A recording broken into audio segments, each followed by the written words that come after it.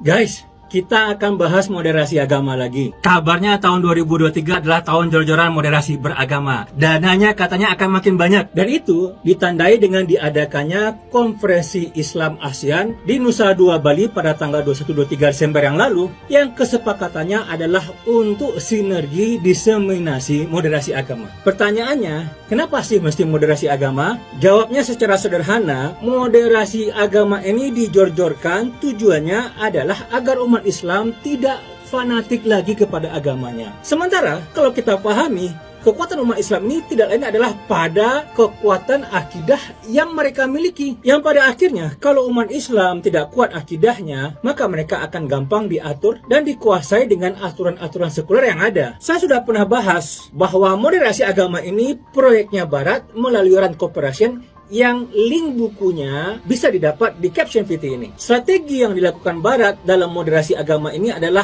perang istilah. Itu dengan 3 cara. Pertama, mengkriminalisasi sejumlah ajaran Islam dan istilah-istilahnya, seperti istilah jihad, khilafah, khisos, poligami, jilbab, cadar, dan sebagainya. Dengan begitu, umat menjadi takut terhadap istilah dan ajaran yang berasal dari agamanya sendiri. Kedua, dengan cara mengacaukan istilah-istilah dalam ajaran Islam, lalu mereka campur dengan pemikiran Barat agar umat Islam itu kebingungan. Misalnya, merancukan istilah demokrasi itu sama dengan musyawarah, atau kekhilafan sebagai pemerintahan Islam dengan sebutan kerajaan atau kediktatoran. Ketiga, dengan membuat istilah-istilah baru agar umat berpaling dari ajaran Islam. Misalnya, istilah kafir diganti dengan istilah muwatin. Dan dalam hal ini, mereka memunculkan istilah yang tidak ada dalam Islam, lalu mereka puji sendiri. Seperti misalkan ukhuwah watoniyah, ukhuwah insaniyah, begitu juga dengan Islam wasatiyah atau yang disebut dengan Islam moderat. Dan sebagai lawannya, mereka memunculkan istilah untuk dijadikan sasaran kebencian, seperti Islam radikal dan Islam ekstremis. Nah, itulah strategi perang istilah dalam moderasi agama ini. Dan ini adalah proyeknya Barat melalui Rand Corporation-nya. Harusnya umat Islam, terutama para pemimpinnya dan para ulamanya, menolak tegas agenda Barat ini.